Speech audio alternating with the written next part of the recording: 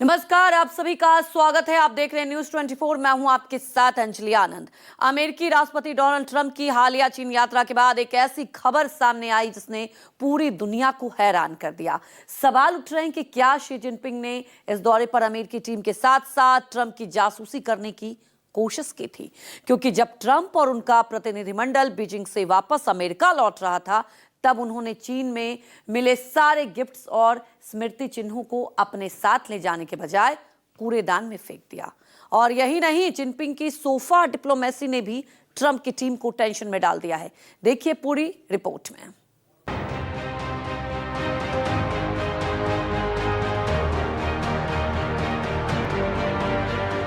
Jinping का spy तोहफा Trump की टीम ने एयरपोर्ट पर ही फेंका।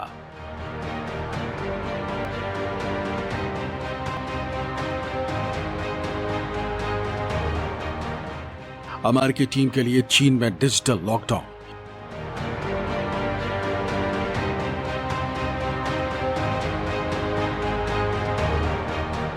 जिनपिंग के स्पाई फोर्स से डरे डोनाल्ड ट्रंप।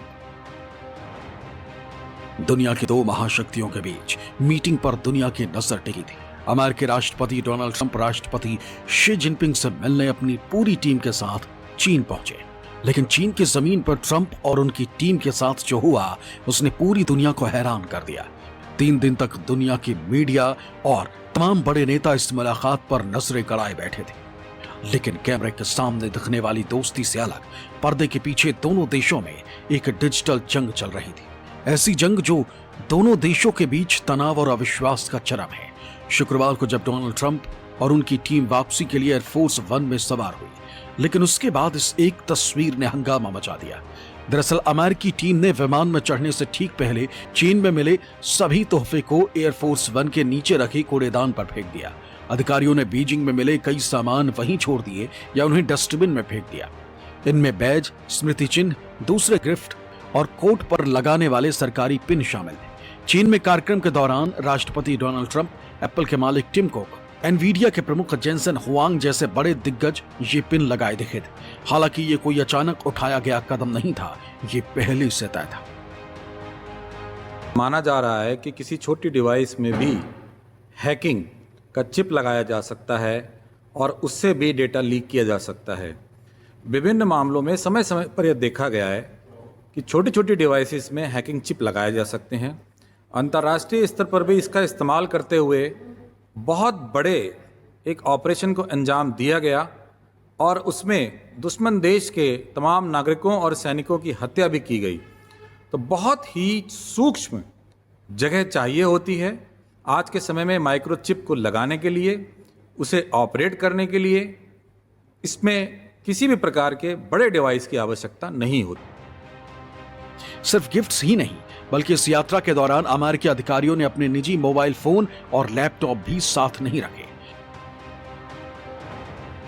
रिपोर्ट्स के मुताबिक अधिकांश अधिकारियों ने चीन यात्रा पर जाने से पहले अपने पर्सनल डिवाइस घर पर ही छोड़ दिए थे। चीन में काम चलाने के लिए उन्होंने सिर्फ कुछ दिनों के लिए अस्थायी बर्नर फोन का इस्तेमाल किया था। बर्नर फोन ऐसे अस्थायी फोन होते हैं जिन्हें कुछ समय के लिए उपयोग किया जाता है और बाद में नष्ट कर दिया जाता है। अमेरिका लौटने से पहले इन फोन को या तो फेंक दिया गया या पूरी तरह नष्ट कर दिया गया, ताकि चीन भविष्य में भी उनकी बातें न सुन सके और जासूसी का कोई खतरा ना। चीन में रहने के दौरान अमेरिकी अधिकारियों ने अपने निजी फोन का इस्तेमाल नहीं किया।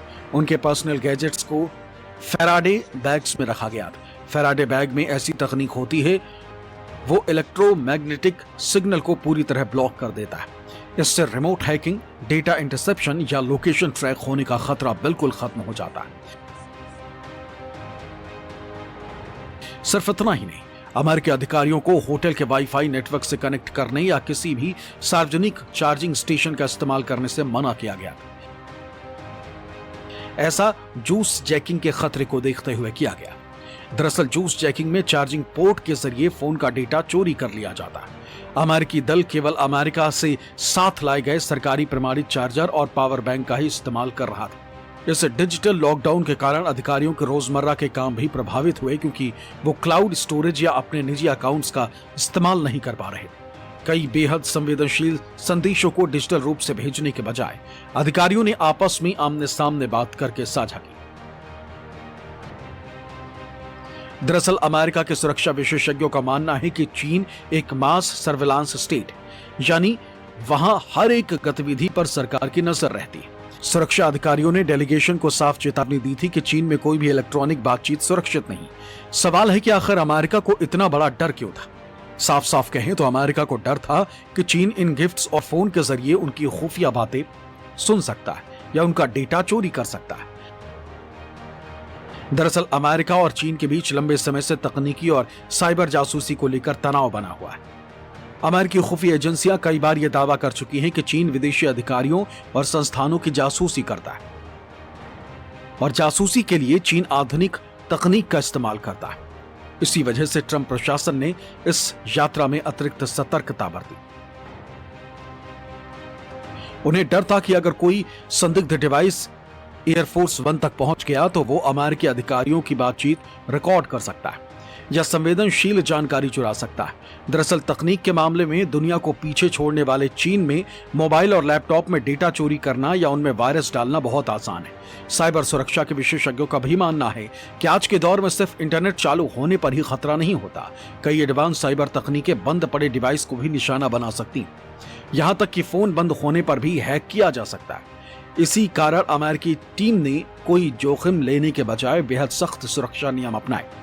अमेरिका नहीं चाहता था कि राष्ट्रपति या उनके अधिकारियों की कोई भी गोपनीय जानकारी लीक हो। इसी बड़े खतरे से बचने के लिए अमेरिकी टीम अपने असली फोन और लैपटॉप घर पर ही छोड़ गई थी।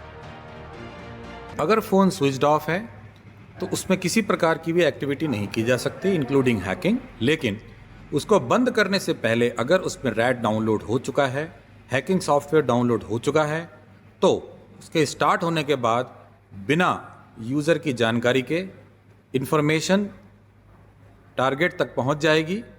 समझिए कि फ़ोन हैक हो जाएगा। चीन से वापसी के दौरान जब एयरफोर्स वन विमान हवा में था तब पत्रकारों ने डोनाल्ड ट्रंप से पूछा कि क्या उन्होंने शी जिनपिंग के सामने साइबर हमलों का मुद्दा उठाया था। इस पर ट्रंप ने स्वीकार किया कि दोनों देश एक दूसरे के खिलाफ जासूसी अभियानों में लगे हुए हैं। ट्रंप ने संवाददाताओं से कहा, शी जिनपिंग ने उन साइबर हमलों के बारे में बात की जो हमने चीन में किए थे। जो वो करते हैं वही हम भी करते हैं, हम भी उन पर जमकर जासूसी करते हैं। ट्रंप ने आगे दावा किया कि उन्होंने शी जिनपिंग से आमने सामने कहा, हम आपके खिलाफ ऐसी बहुत सी चीजें करते हैं जिनके बारे में आपको भनक तक नहीं। हालांकि अमेरिकी खुफिया एजेंसियां चीन के वोल्ट टाइफून और साल्ट टाइफून जैसे हैकिंग समूहों पर अमेरिकी इंफ्रास्ट्रक्चर को निशाना बनाने का आरोप लगाती रही, जबकि चीन ने हमेशा इन दावों को खारिज करते हुए कहा कि वो कानूनन डेटा प्राइवेसी का सम्मान करता है। बाहर से देखने पर भले ही ट्रंप और जिनपिंग की मुलाकात बहुत अच्छी लग रही थी, लेकिन दोनों देशों के सुरक्षा अधिकारियों के बीच अंदर ही अंदर भारी तनाव चल रहा था। जब वो बीजिंग के मशहूर टेंपल ऑफ हेवन देखने गए तो चीनी अधिकारियों ने अमेरिका के एक सुरक्षा एजेंट को अंदर जाने से रोक दिया, क्योंकि उसके पास नियम के मुताबिक हथियार था। इस बात पर दोनों पक्षों में करीब 1.5 घंटे तक तीखी बहस हुई, जिससे वहां मौजूद मीडिया का काम भी देर से शुरू हुआ। यही नहीं, जब ट्रंप वापस लौटने लगे तब भी चीनी सुरक्षा कर्मियों ने अमेरिकी पत्रकारों की गाड़ियों को राष्ट्रपति के काफिले में शामिल होने से रोक दिया था, जिसके बाद अमेरिकी अफसरों को बीच बचाव करके रास्ता साफ करना पड़ा। यानी चीन हर हाल में अमेरिकी टीम पर मनोवैज्ञानिक दबाव बनाना चाह रहा था और इसके लिए वो हर हथकंडा अपना रहा था। चीन किस हद तक कूटनीतिक दबाव बना सकता है, इसकी एक झलक इन तस्वीरों में देखी। कई दौर की बैठकों के बाद जिनपिंग और ट्रंप मीडिया के सामने आए। दोनों सोफे पर बैठे थे और सामने मीडिया के कैमरे थे। इस मीटिंग में ट्रंप बिल्कुल कंफर्टेबल नहीं दिख रहे। ऐसा लग रहा है कि वो बार बार अपने सोफे पर खुद को एडजस्ट करने की कोशिश कर रहे हैं। उनकी हाइट भी जिनपिंग से कम दिख रही, साथ ही बॉडी लैंग्वेज में भी साफ अंतर दिखाई दे रहा है। डोनाल्ड ट्रंप की लंबाई 6 फीट 3 इंच यानी कि लगभग 190 सेंटीमीटर बताई जाती है, जबकि चीन के प्रेसिडेंट शी जिनपिंग की हाइट 5 फीट 11 इंच यानी कि 180 सेमी के आसपास। बावजूद इसके सोफे पर बैठे हुए ट्रंप जिनपिंग से छोटे नजर आ रहे। इस मीडिया इंटरेक्शन के दौरान ट्रंप ऐसे दिख रहे थे जैसे वो किसी तनाव में। उनके कंधे आगे की ओर झुके थे और हाथ दोनों घुटनों के बीच दबे हुए। वहीं दूसरी तरफ चीन के राष्ट्रपति शी जिनपिंग पूरी तरह से रिलैक्स नजर आ रहे। सोफे पर हाथ रखकर बैठने का उनका अंदाज साफ बता रहा है कि बातचीत की कमान उन्हीं के हाथ में है। जहां ट्रंप तनाव में दिख रहे थे, वहीं जिनपिंग के चेहरे पर एक हल्की मुस्कान थी।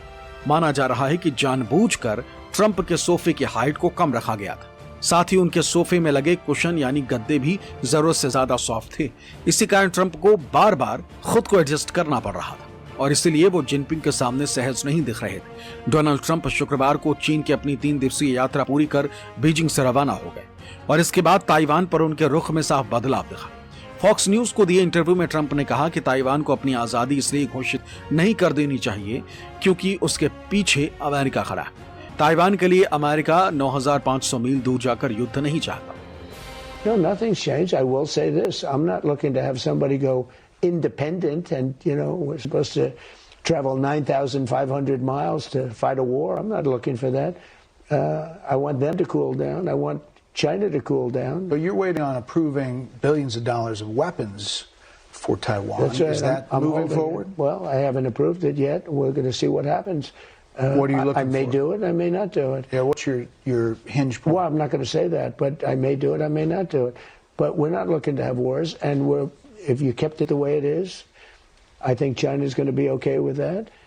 But we're not looking to have somebody say, let's go independent because the United States is backing us, चीन के राष्ट्रपति शी जिनपिंग से मुलाकात के बाद राष्ट्रपति ट्रंप के रुख और ताइवान के प्रति अमेरिकी स्टैंड में ये बड़ा बदलाव है। इस दौरे पर ट्रंप और शी जिनपिंग के बीच कई बड़े मुद्दों पर चर्चा हुई, जिसमें ईरान का जिक्र आना लाजमी था। जहां चीन ने एक बड़ा दाव खेलते हुए ईरान के बजाय अमेरिका का साथ दे दिया। जिनपिंग ने साफ कह दिया कि स्ट्रेट ऑफ हॉर्मुज़ के रास्ते पर किसी की भी दादागिरी नहीं चलेगी और इसे हर हाल में खुला रखा जाना चाहिए। साथ ही उन्होंने ये भी साफ कर दिया कि ईरान के पास न्यूक्लियर हथियार बिल्कुल नहीं होने चाहिए। और जब बात ताइवान की आई तो जिनपिंग ने कड़े तेवर दिखाते हुए इसे अपनी रेड लाइन घोषित कर दिया। उन्होंने दो टूक कहा कि इस मुद्दे पर चीन कोई समझौता नहीं करेगा और अगर अमेरिका ने यहां टांग अड़ाई तो दोनों देशों के रिश्ते पूरी तरह बिगड़ सकते हैं। माना जा रहा है कि जिनपिंग ने इसे शांति बनाम आजादी की लड़ाई बताते हुए अमेरिका को स्पष्ट चेतावनी दी कि गलत कदम दोनों देशों को युद्ध की ओर ले जा सकता है। ताइवान लंबे समय से वॉशिंगटन और बीजिंग के बीच सबसे बड़ा विवाद बना हुआ है। चीन ताइवान को अपना हिस्सा मानता है जबकि अमेरिका ताइवान को सैन्य और राजनीतिक समर्थन देता रहा है। यही वजह है कि ये मुद्दा दोनों महाशक्तियों के बीच तनाव का प्रमुख कारण बना हुआ है। इससे पहले दोनों नेताओं ने गुरुवार को 2 घंटे से ज्यादा समय तक बंद कमरे में मीटिंग की थी, जिसमें व्यापार, ईरान और ताइवान पर चर्चा हुई। बाद में ट्रंप ने बातचीत को बहुत बढ़िया बताया। मीटिंग के बाद फॉक्स न्यूज से बात करते हुए अमेरिकी राष्ट्रपति ने दावा किया कि शी ने उनसे कहा कि चीन ईरान को सैन्य उपकरण नहीं देगा। ट्रंप ने इसे बड़ा बयान बताया और ये भी कहा कि शी होर्मुज़ स्ट्रेट को फिर से खोलने में मदद करना चाहते थे, जो ईरान से जुड़े चल रहे झगड़े के बीच असल में बंद है। चीन अब भी ईरान का सबसे बड़ा तेल खरीदार बना हुआ है। ये 9 सालों में किसी अमेरिकी राष्ट्रपति की चीन की पहली यात्रा थी। ट्रंप खुद 2017 में चीन की यात्रा करने वाले आखिरी अमेरिकी राष्ट्रपति थे, लेकिन कूटनीतिक हमलों में पिछली बार की तुलना में इस यात्रा को कमतर माना जा रहा है। अमेरिकी राष्ट्रपति के आधिकारिक आवास और कार्यालय व्हाइट हाउस द्वारा जारी दोनों नेताओं की बैठक के ब्यौरे के अनुसार दोनों देश इस बात पर सहमत हुए कि होर्मुज़ जल डमरू मध्य खुला रहना चाहिए। वहीं ट्रंप ने शी और उनकी पत्नी को 24 सितंबर को व्हाइट हाउस में आमंत्रित भी किया। ट्रंप की इस यात्रा को कूटनीतिक हलकों में 2017 की तुलना में कमतर माना जा रहा है। उन्हें रिसीव करने के लिए चीन के उपराष्ट्रपति हान झिंग आए, जिनके पास नीति निर्धारण की कोई वास्तविक शक्ति नहीं। यह संकेत है कि चीन अब अमेरिका को पहले जैसी तवज्जो नहीं दे रहा। Bureau report, news 24।